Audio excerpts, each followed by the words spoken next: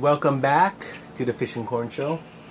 I am the fish, and here is Mr. Maíz. El Maíz. You can also call me El Pescado.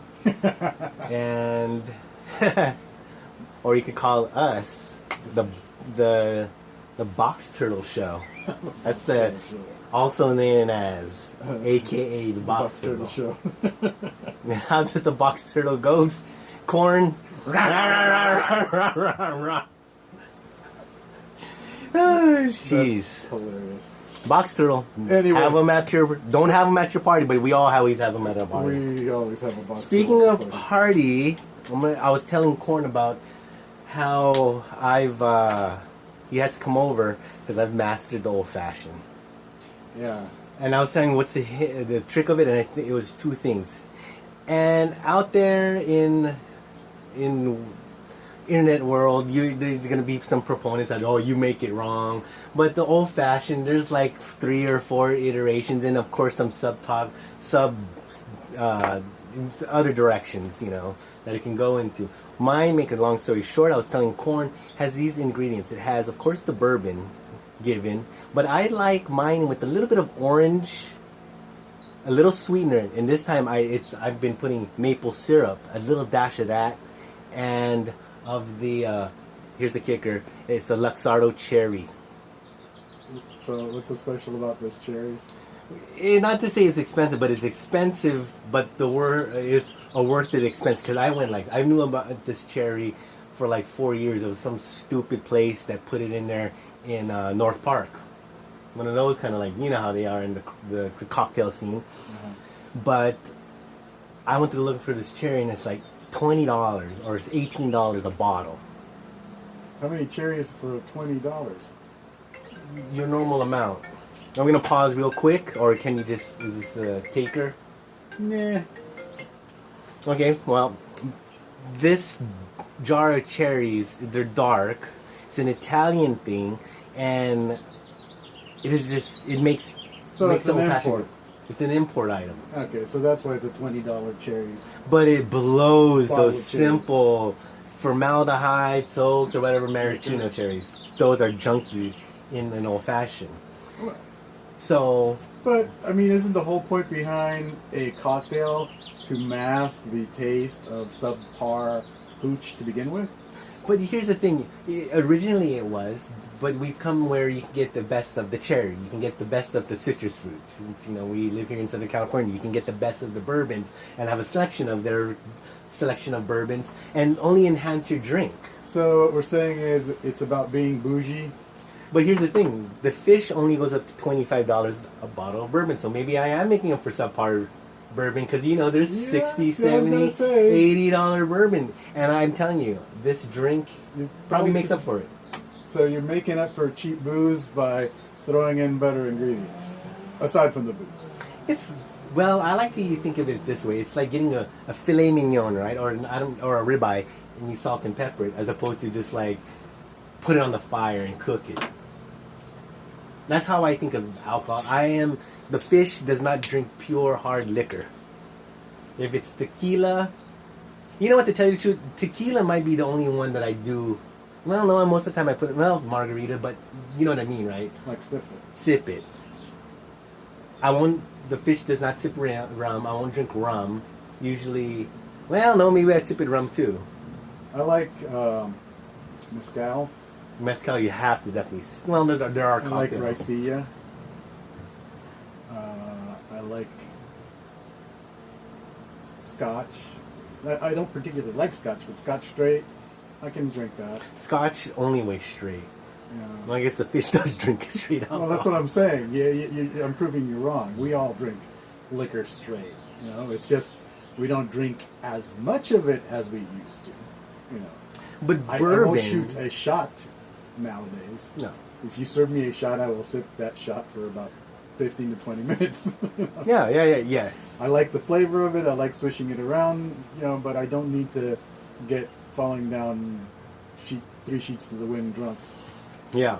So I guess we do drink straight liquor, but when it comes to the bourbon part, the fish rather have an old fashioned. It's just drink even the best of Well, yeah, that's your go-to drink. Like I used to drink Long Island's, you know, but I used to drink Long Island because I needed more liquor. I think at that point, I don't know if you can discern that, like if you're using $80 bourbon in that part of the Long Island. Right. I think you At that point, you might as well just drink the damn think bourbon. Well, here's the thing about I think the Long Island is that it depends on the mixologist or the bartender who's making this drink, because you can use all good liquor if it's mixed in that weird proportion. Bad proportions. It's done. I don't. The thing is, you know what though? I mean, we can talk a lot of game about the liquor itself, but I'm going to be honest about it. I don't really care. I drink to get shit faced. So whether it is a good experience or a bad experience, I really I still don't drink it. care. It's like bad pizza. I'm not the person that will send back a drink. I'll bitch about it. I'll talk shit about it, but I'm not going to send it back. The fish, I paid $15 for bad. No, I'm not going to. Well, business expense. Yeah. You know, because I'm drinking in the airport. Trust me. That's true. The fish does not have that kind of money to eat and drink at the airport, because my go-to lady, because I'm trying to keep a little thin here, is a like $28 crab salad at SFO, and maybe 2 old fashions at $15 a pop. Wow, that's a pretty expensive meal, man. That's what I'm talking about. The fish would never pay that kind of money. Pay that kind of money for. You lie though. You lie. When? Oh, come on. The Hard Rock, a couple of summers back in Las Vegas. Well, How much money were those drinks, dude? For 3 drinks, we've talked about this, was $100. Uh-huh. Over 100 with the tip, because it's $30 a drink. Uh-huh. With 3 people, that's 90. Then you got to count in the fucking tip. Yeah. And you know we ain't gonna put. How many drinks did you have? We had 3. Yeah, we had 3 because each person bought a round. And we were sloshed. Oh my god, scary slosh. Homie was way gone, dude. I was at the point where it was fun in the pool, but the minute we started walking out, yeah, oh my god. We might need a stretcher kind of deal. It was bad because I don't even remember what our burger tasted like. I don't even remember the conversations. I don't remember shit. I just remember, I don't really. I do remember that one chick that the security carted off because she passed out in the pool. Mm-hmm. And I remember our bartender because we mentioned sadly that she was the most attractive woman there. Yeah.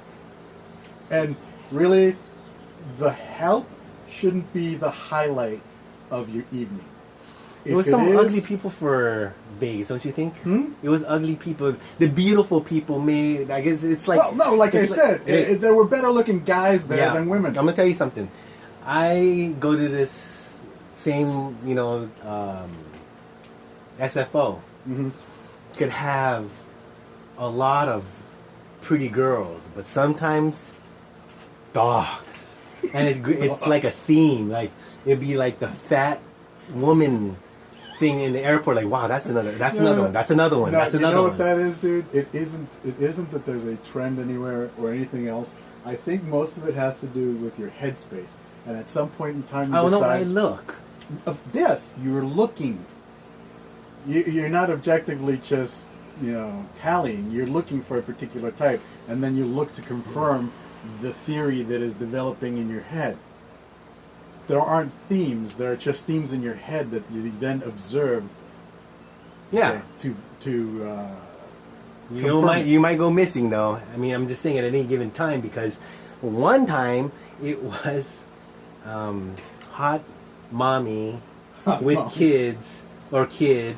But you can see hot mommy with kids everywhere. Yoga pants. I mean, you can see that anywhere. I know, but there was just it goes in you themes. Like you saw like or the grocery store, like 18 of these things, of these couples, not couples, but families or the mother traveling. Little clumps of people. Just tons of them. Like, wow, there's another one, like that whole going with the fat person thing, and then suddenly you just see like 2 times it was the breast episode. Oh. It was like people, like amazing girls with big breasts. Like, wow. But, okay, by big breasts, do we mean actual natural looking breasts or something that looks out of a specialty magazine? All of the above. Because there was one girl that obviously was going from virgin SFO to LAX that looked totally like she was going on Really? something. Ride that pole. You know what I mean? Either a pole like that or a pole like that. You know what though? I saw something the other day that made me rethink what I thought about people who dance for a living. I saw somebody had posted this video of this girl dancing on a pole, right?